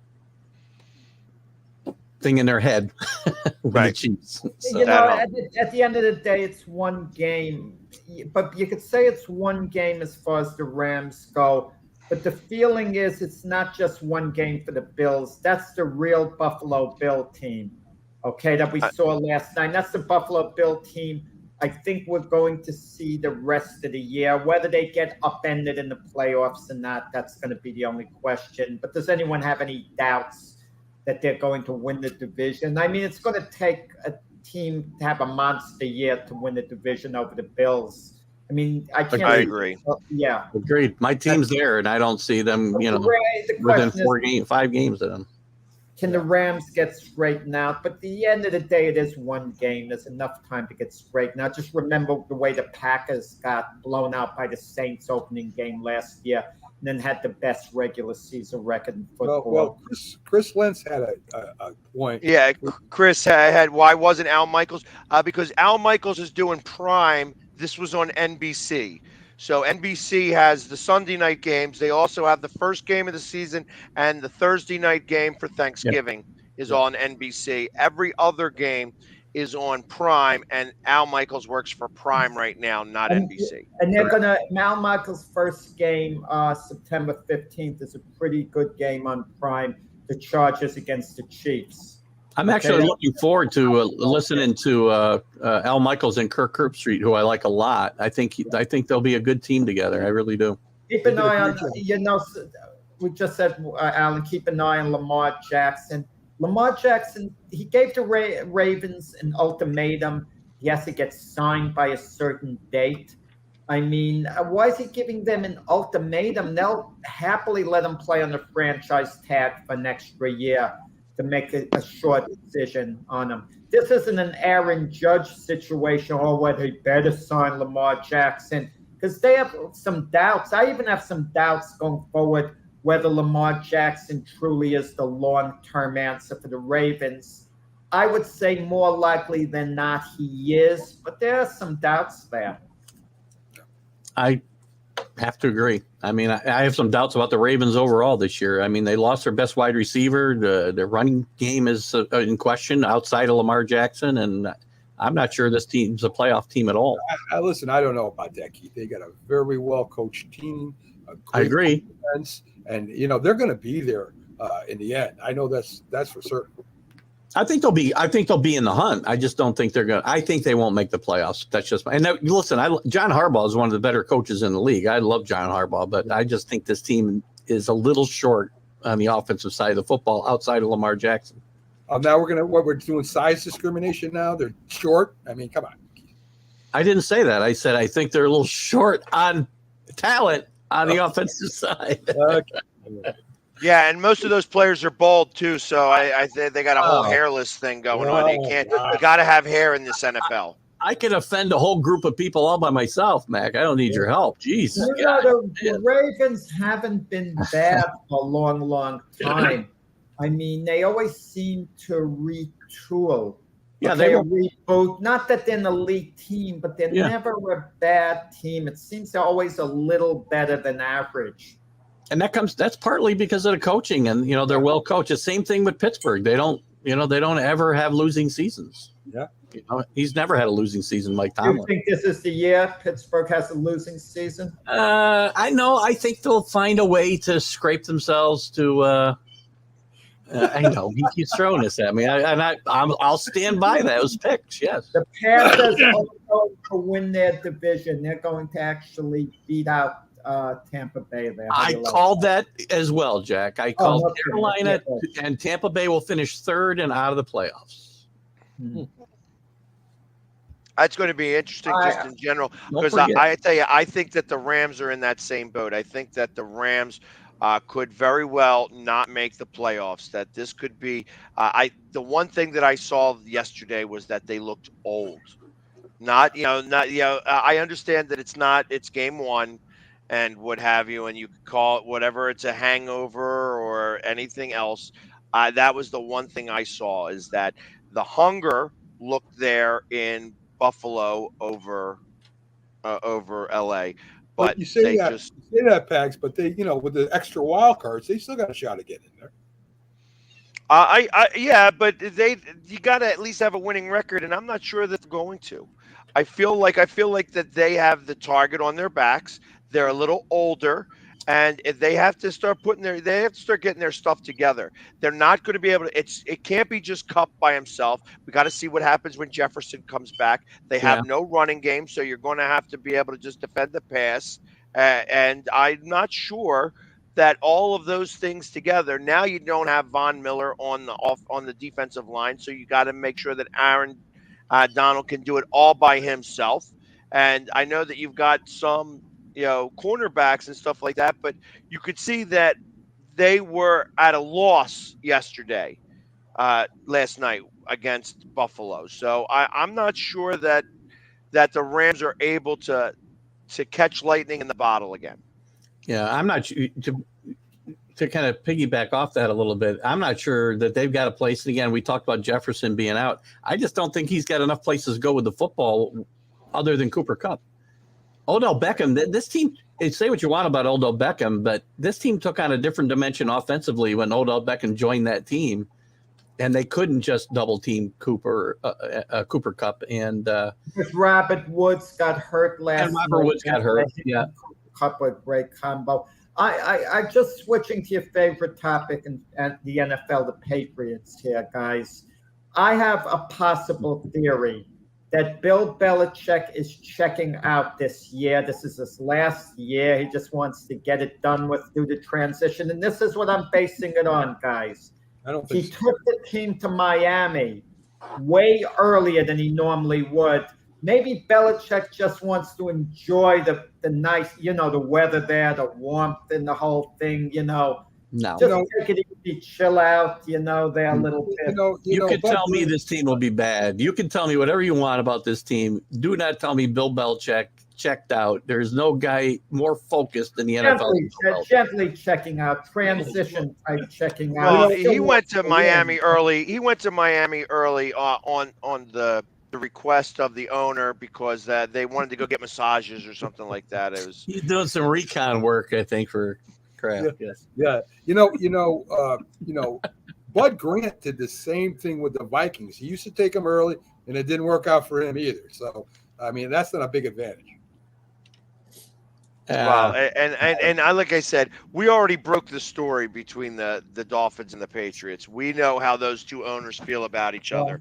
Yeah. I gotta imagine that they went there specifically to have him run around a little bit. I wouldn't be surprised that Ross has got guys on guard, and somebody's following. They're following all the cars and find out where everybody's doing and stuff like that. That has a little bit to do with this. I wouldn't be surprised at all. Yes. Does this game against Miami, Keith, set the pattern for the season? And I expect this team to get off to a slow start. I think they can win. They don't do well in Miami a lot of times anyway. They have trouble in Florida in general, unless it's Super Bowls. That's the massages, Keith. That's the massage. It might be. It might be. Yeah. But do I think this game sets a tone? No, because I fully expect this team to struggle a bit in September because of still trying to figure out this whole offensive scheme, and they've got some defensive issues to still work out. With that said, I think they could win in Miami Sunday, but I don't think I'm not going to get overly excited. This team can come out 2-2 in September. I'm going to be very happy with the way they're going to need to work some problems out still that carry over from the preseason. I don't think that the Patriots matter. They could have gotten Sony Michel back. They need reportedly a little help in the running game. Sony Michel was with the Rams. He left to go to Miami, and Miami cut him. Strangely, that's shocking. But then the LA Chargers picked him up, and if a good team like the LA Chargers are going to pick Sony Michel up, certainly you would think of familiarity with Belichick and the Patriots. It would have been a good fit, him going back there. Possibly. I think he likes his running back cores. I mean, James White retiring certainly hurts them. They don't have that veteran guy that they like to have in a James White, even a Brandon Bolden type guy back there. But he likes the young guys. They love Ramondre Stevenson, and so do I. I think he's going to have an interesting year. Patriots running backs don't necessarily break out because he uses them the way he does use them. But if somebody's going to, it might be Ramondre Stevenson, and watch him as that James White type of guy catching the ball out of the backfield this year. He's been much more involved in the passing game during training camp. So we'll see. Matt Patricia is calling the plays. Is that correct? Matt Patricia is calling the plays. Yes. So I really didn't think there was going to be any doubt there myself, but first off, I don't trust Judge at all. I think that Judge is just a mess. You know what I mean? And that he was allowed to come back onto the coaching staff because he didn't have anywhere else to go. Yeah, I think he's got a relationship with Belichick, and Belichick threw him a lifeline, and I think that's about it. He's a quarterback's coach, which, whatever. I don't think he's. No, I don't know. I don't think so either. He's not a quarterback coach. No, he is in name. He's a quarterback coach, but he's not going to do much there. Judge. Yeah. What's that? Yeah, and that's not his role on this team. He was the special teams coach before he left for the Giants. Well, maybe, yeah. And like I said, I think, and I some of the trends that happen that the special teams coaches become head coaches faster. Yeah. Quarterbacks coaches and special team coaches seem to do better as head coaches than coordinators. Yeah. That coordinators have to deal with the framework of the head coach, where a special teams guy works outside of that box a little bit. Yeah. So John Harbaugh is a perfect example of that, right? Exactly. Wasn't he with the Eagles? The Eagles. Yeah, I thought so. Yeah. And was it Mike Tomlin? Wasn't Mike Tomlin also a special teams coach? I think he was a defensive coordinator with the Vikings when he got the job. Pretty sure. Okay. So, but I mean, you normally see those special teams guys, and I think that has to do more with delegation. That special team coaches have to delegate responsibilities to their players well.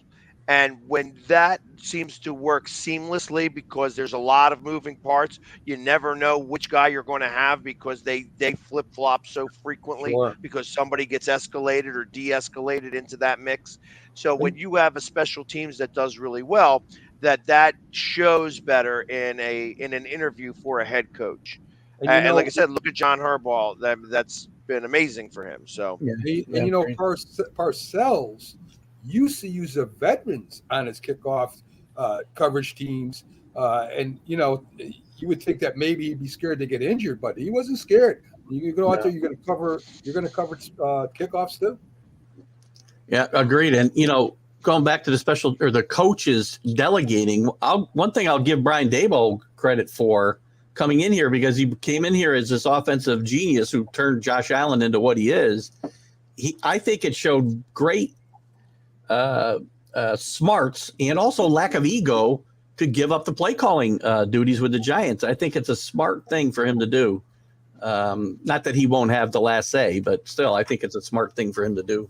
So you don't agree with that comment that what was that the viewer came up with about the Raiders? Coach of the Raiders was there. I think that was the best part of the Raiders last year. Yeah, that coach was the best part of the Raiders. Yeah, they probably should have hired him as the full-time coach. No doubt. I agree. No doubt at all.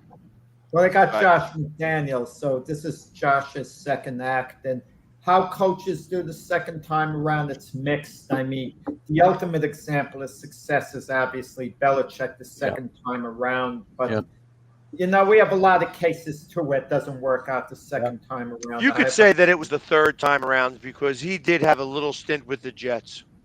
Well, you know who I feel like 15 minutes. Yeah. Rich Kotite's second time around, the Eagles to the Jets. Exactly. I tell you, but I mean, Todd Bowles, second time around after being the Jet coach, he's coming to Tampa not at the perfect time to me, but you know, maybe Tampa Bay will retain a lot of what they had. Who knows? But I don't have a good feel about Tampa Bay. I don't have. I think there's just too many distractions in Tampa Bay right now between the new head coach and you also got the old head coach upstairs kind of overseeing what he's doing. Close with Todd Bowles. No, they're very close. So well, I understand that, but Bruce Arians thinks he's the smartest guy in the room, and they've been together a lot of years. No, I think Bruce Arians, you know, Todd Bowles are going to be fine. We'll see. And then Tom Brady, who I've spent a lifetime protecting or defending, I should say. You know, he's a distraction of his own. I think the offensive line is the issue. I think the offensive line, the talent around Brady's worse. Yeah. There's a lot of issues there. Yeah, so it'll be interesting to see both, you know, Tom Brady and Belichick both have losing seasons. Maybe they'll both ride out into the sunset. Belichick's not going anywhere until he wins a Super Bowl without Brady. No, Belichick's still got a lot. Well, then he's going to be coaching till he's about 90. Perhaps. Your boy that you touted is my quarterback. Now, don't be jumping ship on me, Jack. No. I'm just saying. Brian Hoyer, right? Brian Hoyer, we're talking about. No, not Brian Hoyer. No. Mac Jones is going to be good. Mac Jones is their franchise quarterback. But Mac Jones is not ever going to be one of the top 5 quarterbacks in the NFL. I don't think he'll quite get there. Top 10. Doesn't have to be. Number 10. He doesn't have to be. You're right. He doesn't have to be a game changer. He's not going to be a Josh Allen at any point. But he could be a good version of a Kirk Cousins, a little better version. Oh. I mean, something like that. No, that's good. That's good. Being better than Kirk Cousins. Or he can be maybe approach what Carson Wentz was when Carson was at his peak. I mean, and that's going to be good. That wins your Super Bowls. Mac Jones is their franchise guy. But the competition is such now. There's such parity in the league. It's so hard to get there. It's amazing what the Patriots did for 20 years to be so dominant in the AFC East the way they were. Yeah, it's tough. I was looking, usually week 1 and 2, it's not hard to find a pick for my survivor pool. But, man, the matchups aren't easy this week. Coming up with somebody I say can't lose. It's very hard. Here's my strategy, Keith. Next week I go with a very low team. So if they lose like they should, I'm still ahead of the game. So, and my question for you, going back to Belichick, do you think that there's any thought process on him trying to catch Halas or Shula? I don't know. 28 games away from Halas and 38 games away from Shula. Yeah, I think he's going to get them both because I don't think he's going away anytime soon, unlike Jack. And I don't know that those numbers mean that much to him. I think winning a Super Bowl without Brady probably means more to him. He did actually. No one gives him credit for the Giants. He was the defensive coordinator that won 2 Super Bowls. Yeah. Well, as far as a coach goes, about all of the Super Bowls, he has the most rings in the NFL. And I'm counting every Super Bowl that he's been a part of. So he's got a lot of rings in his. Yeah. So if Belichick leaves the Patriots to go to another team to finish out his career, what team does he end up with? None. I won't even give you a name. There's no way he coaches anywhere else. Not even the Giants. I don't know. I think that once Brady becomes partial owner of the Dolphins, he goes and coaches the Dolphins. Possibility. That's interesting. I would think if you were going to make me pick a team, and the Giants had an opening, maybe he'd go back to the Giants. Maybe. But we've been down that road a few years ago. Remember that? How secure is Belichick? Can he be there as long as he wants? Kind of in this way like Pete Carroll is with the Seahawks. You get that feeling because if the Seahawks wanted to move on from Pete Carroll, they could have done it at the end of this year. Is Robert Kraft going to be patient with? Let's say they go 6-11 this year, which is a possibility actually. Would he be patient enough to feel, look, Bill could be here as long as he wants. I have faith in him. He's going to get it straight. Or does he look elsewhere? No. I mean, as crazy as it might seem, would Robert Kraft look towards a Brian Flores, who was with the Patriot on their coaching staff, and bring in a young, dynamic guy? I don't see it happening. The public backlash would be enormous, and I just don't see it happening. I think he'll walk away. I mean, they could sit down and have a conversation, and they agree that he'll back away or leave, but I don't think he's going to get fired ever.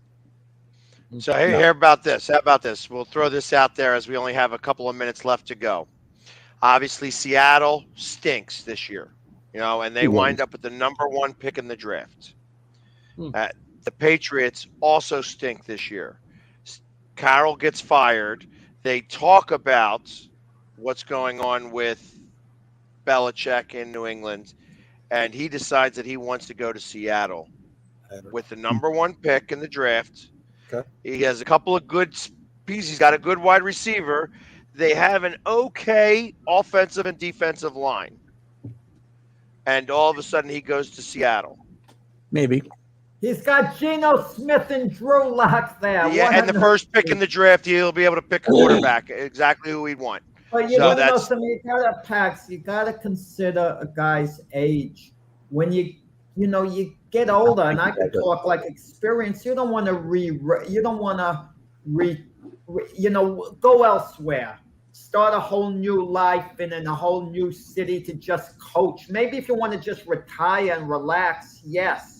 But not to go to a whole new atmosphere that's foreign. And it's basically starting. Isn't that where coaches go retire? That's where Holmgren went. That's where Carroll went. All right. Well, Belichick's going to be about 70 years older there. I don't see that happening. I really don't. Yeah, I'm just giving like a possibility. In the alternate universe here, it's that with the first pick Giants, of the draft, I could somehow see that at some point, maybe because it's not far from New England. He has a history with the Giants and a passion, maybe a hidden desire to coach that team. Sure, I could see the Giants somehow. And then maybe Robert Kraft corrects what he says is his biggest regret in the history of him owning the New England Patriots. He says the thing he regrets the most is firing Pete Carroll. Okay. All right. Did he say that? Shockingly, yes. Shockingly, he has said that more than once. Yes. I don't agree with that. So. Yeah, I mean, he did say it, but it worked out all right. He won 6 Super Bowls after he fired him, so I think it worked out all right. Exactly. And Pete Carroll, all Pete Carroll did was keep his mouth shut. He knew what was happening in Miami long before it even came out. So that's the reason why. Yeah. So, hey, listen, guys. Well, we have come to the end of our 2-hour episode here. Lively as it is, the NFL is back. If you couldn't tell, that's all we talked about today, minus a few seconds for the Yankees here. Thank you. It should be. Yeah, exactly. Hey, listen, I might as well just say this now. Joey Gallo had DNP, so he did not play. So that was the reason why. Well, the Yankees also lost yesterday, so they're about to blow it, in a monumental fashion. A new curse. But we will be back tomorrow with Dr. Paul Seminger. for the Saturday show and Mac and Jack show.